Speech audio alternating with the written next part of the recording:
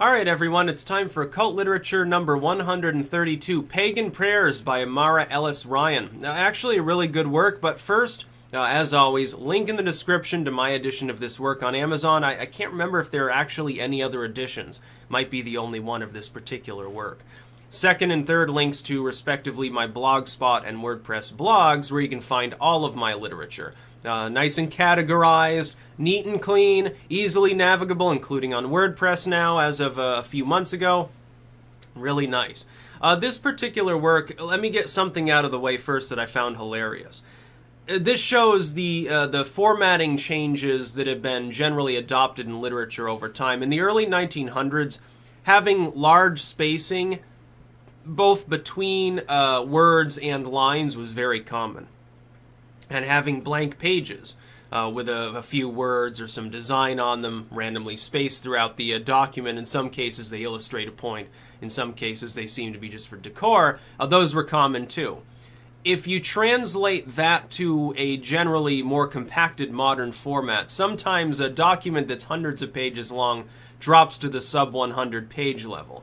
I've never seen a document for which that's more true. This was 125, I think, pages. It's 37 in its finished version, although it may be 38. CreateSpace is telling me it's 37. Amazon's claiming it's 38. I'm not 100% sure. It's one of the two.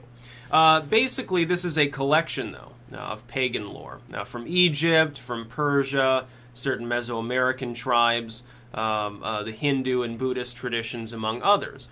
It's a collection of prayers, invocations, and things of that nature. Now, some of them take the form of a ritual, so especially some of the Mesoamerican rituals listed, where there are multiple different groups of people who sort of play act within the ritual. It's like the priests say this, and then the congregants and the god says this, and, it sort of bounces around.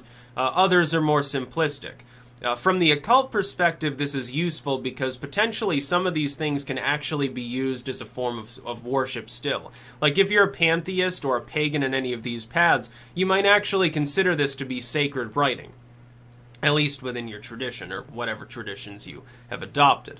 Also, from the anthropological perspective, it's still interesting, and it should be noted that this is compiled from other sources. That is, that the author is really more of a compiler, and looked through other sources, found examples of some of this material, transcribed them, translated some material, and compiled it together.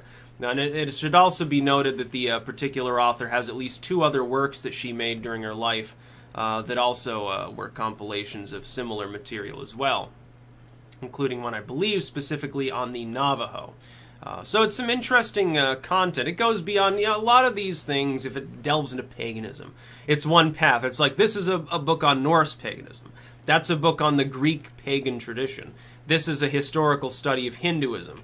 Other than some of the serpent worship / phallism works that I've edited, there aren't a whole lot of works that are cross-cultural.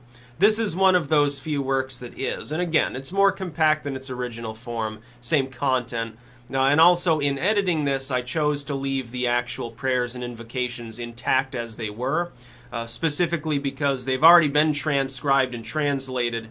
I wouldn't be able to correct them without consulting the secondary sources. And it does have a short bibliographic listing as well.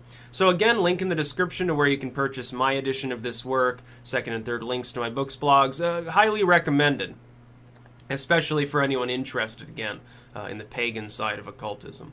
That's about all. Peace out.